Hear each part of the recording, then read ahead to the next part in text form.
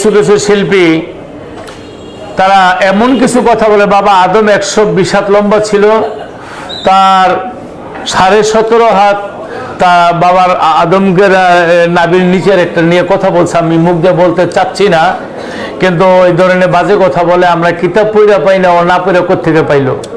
আর আলেম ওলামা যারা আছেন তাদেরকে আমি স্যালুট জানাই যে এই ধরনের কথা যারা বলবে, যারা মঞ্চের মধ্যে ধরনের অতিরিক্ত কিছু বলবে, হাদিস কোরআন যার ভিত্তি নাই, যার যুক্তি নাই।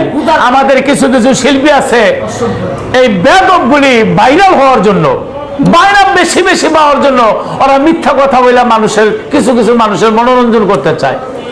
তাই আমি বলবো আপনারা গান গান, ভালো কথা, শিল্পী আমার ভাই, আপনার জন্য আমরা বুক পেতে দিব, কিন্তু এমন ধরনের বেয়াদবি যারা করে তারা যেন আমি আমি বলবো যে তাদেরকে আমি অবাঞ্ছিত ঘোষণা করব। আরেকবার সুযোগ দিলাম আনোয়ার তোমাকে, আনোয়ার সরকার নাকি, আনোয়ার সরকার ওই যে এই বগুড়ার ওদিকে না সিরাজগঞ্জের ওদিকে, যাক আনোয়ার সরকার দোতরা দিয়ে যিনি গান গায়, ও খুব বেশি অতিরিক্ত করে, হাদিস কোরআন নিয়ে বেশি বাড়াবাড়ি করে এবং মিথ্যা কথা বেশি বলে। আলেম ওলামারা বারবার ওরে ধরছে। ওর জন্য আমাদের বদনাম হোক এটা আমরা চাই না, এবং বাউল সমাজের বদনাম হোক এটা আমরা চাই না। এই আমরা গান গাই, যাতে কি আছে, আমি আশার নামাজ পড়ে মঞ্চে উঠি, কিছু কিছু বেয়াদব শিল্পী নামছে, শয়তানের বাচ্চারা, বেয়াদবের বাচ্চারা, ওরা নামাজ রোজার কথা শুনতে পারে। তুই সমাজের মধ্যে থাকো, সমাজ রোজার বিপক্ষে কেমনে কথা বলস? তোরা মাওলানি রে বেচ্চা ঘাস, মাওলানি তো বাচ্চা তো নামাজ পড়ছে। এই বেয়াদবের করে বেয়াদবেরা গানের মঞ্চের মধ্যে উঠে তোরা গেলি, আমার উস্তাদ আবু সরকার গেলি করে নাই, মাখনদর সাহেব গেলি বলে নাই, যতটুকু নামাজ পড়ছে না পড়ছে কিন্তু এইভাবে মঞ্চের মধ্যে বলে নাই, শামসুদ্দৌলা সাহেব এইভাবে বলে নাই, পরশালী দেওয়ান এইভাবে বলে নাই। এখন কতগুলি বেয়াদবের বাচ্চা নামছে, কোরআন ছাড়া কথা বলে, আবার যুক্তিরও কিছু কথা আছে, সাধকের কথা আছে, সুফিবাদের কথা আছে, এগুলি বল। কিন্তু কিভাবে বললো বাবা আদম 120 হাত লম্বা, তার পুরুষ লিঙ্গ ছিল 17.5 হাত, এই ধরনের এই কেউ হাসবে না।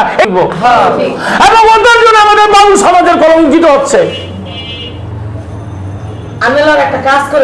বাবার দরবার এখানে এসে মাগরিবের নামাজ পড়ছে, আসরের নামাজ পড়ছে, আমি নামাজ দিয়ে মারামারি করি না, আমি তো সমাজে থাকি, আমার সমাজের মানুষকে তো চলতে হবে। কিছু কিছু বানর বলে গিয়ে বেয়াদবগুলোর জন্য বাউল সমস্যা হইতেছে। বিড়ালি করে, ফকিরি করে, কই আমার মহিন বাবা তো 5 ওয়াক্ত নামাজ পড়ছে, আমার ওস্তাদ আবু সরকার নামাজ পড়ছে, আমার ওস্তাদের গুরু ছিল হাজী শাহাবুদ্দিন সাহেব, সে নামাজে ছিল, আর তার গুরু ছিল আলাউদ্দিন মতে, সে নামাজে ছিল না, ও নামাজ পড়ে না। আমি ওই যে আমার আমির ভান্ডারী সাহেব নামাজ পড়ে টুপি মাথায়। আচ্ছা এক মিনিট, আমার কথা হইলো তুই একজনের দুইজনের কারণে এমন শত শত হাজার হাজার বাউল শিল্পীরা ওরা একটা বিপদের মধ্যে পড়ুক, এটাকে আমরা চাই? আমি এখন না, 1 বছর আগেও বলছি, 10 বছর আগেও বলছি, 20 বছর আগেও বলছি। অতএব কারণে আমার নবীর রাস্তা কোনটা, মাওলা আলীর রাস্তা কোনটা, সেই শরীয়তের রাস্তা কোনটা, আবু বকর সিদ্দিকের রাস্তা কোনটা, মাওলা আলীর রাস্তা কোনটা, ওসমান গনির রাস্তা কোনটা, আমার খাজা বাবার রাস্তা কোনটা? কমেন্টটা পড়েন, পড়া তারপরে আপনার বক্তব্যটা দেন, ওই নিচেরটা দেন, ওর কমেন্ট আইছে। হ্যাঁ, ওখানে লেখছেন যে কমলের সালারে কঠিন ধুলাই দিয়া তাদের জন্য আজকে বাউল সমাজের যে নামটা লেখছে হলো রতন মিয়া। রতন মিয়া, আপনাদের ধন্যবাদ। এই সমস্ত বাউল কমিটির আমি বলবো যারা গান গাওয়ান, বেয়াদব শিল্পী বাইন্দা রাখবেন, আজ কাজ হাতে নিবে না, বাইন্দার রাইখা ওরে থানার মধ্যে পুলিশের হাতে উঠাই দেবো। দুনিয়াটা কি সহজ মনে করছ নাকি? এই গান গাই আমি হজ করছি, এই গান গাই আমার মায়ের হজ করাইছি, বাবা ছোট বলে চলে গেছে, আমি তারে হজ করাইতাম যদি থাকতো। এগুলো আমার ওস্তাদ আবু সরকার, শামসুদ্দৌলা সাহেব, মাখনদর সাহেব, খালিদ সাহেব কোনদিন করে। বর্তমানে কিছু বেয়াদব, জাতীয় বেয়াদব এই গানের স্টেজের মধ্যে নামছে, মন্দির বাচ্চারা নামাজ লয়ে কোনো কথা বলি অবস্থা। কত বড় সাহস হয়, মঞ্চের মধ্যে এতগুলি ক্যামেরা থাকে, দেশ বিদেশে গেলি ছড়ায় যায়। একটা বইটির কপালের মধ্যে দেখলাম কাফের লিখে দিয়ে দিছে, কাফের মার্কা বইটি। অতএব কারণে আমি বলবো কমিটির, আমিও যদি ওই ধরনের বেয়াদবি করে আমার বাইন্দা দিয়ে দিবেন। ঠিক আছে, তুই সুফিবাদের কথা বল, আধ্যাত্মিক কথা বল, শরীয়ত, তরিকত, হাকিকত, মারফত সবগুলি বলতে হবে। ওরা মাওলা আলীরে খুব ভালোবাসে।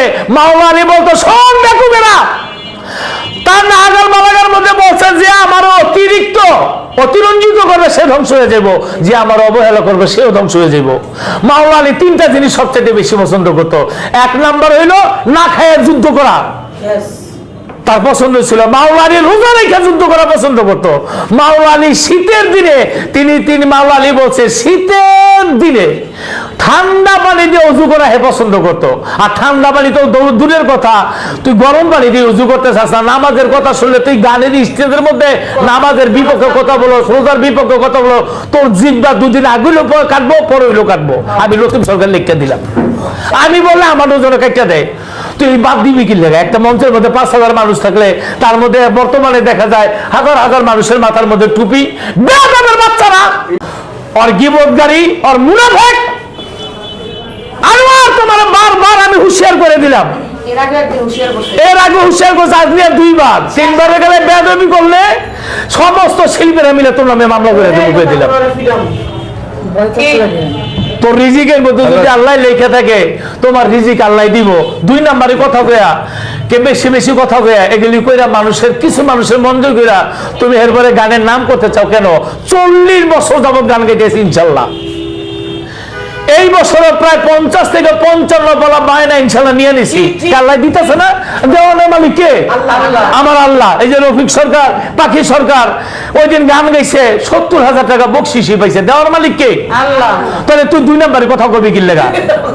আমি আরে কথা কয়ে দেই, আপ কমিটির বলে আমিও যদি বলি বাইন্দা রাখবেন, জুতা দিয়ে পিটাই এরপর থানার মধ্যে দিয়ে দিবেন, আইনের হাতে তুলে দিয়ে দিবেন। জুতার বাড়িটা একটু বেশি বললাম এই জন্য, ওর প্রথম শাস্তি জুতার বাড়ি। ওই আল্লাহ নবীর কথা নিয়ে এমন বাজে কথা কেন বলবে? হাদিস করে নিয়ে বাজে কথা কেন বলবে? নামাজ রোজা নিয়ে বাজে কথা কেন বলবে? আমাদের উপদেষ্টা আমির ভান্ডারী সাহেব লাইনে আছে, এবং আমাদের উপদেষ্টা পৃষ্ঠপোষক দাতা সদস্য অনেকেই আছে। আর আমির ভান্ডারী সাহেব আপনার ওখানে গান হয়, আমি চাই কোন বেয়াদব শিল্পীর বায়না করে নিয়ে যদি বাজে কথা বলে তখন ওরা বান্ধা দিয়ে দিবেন।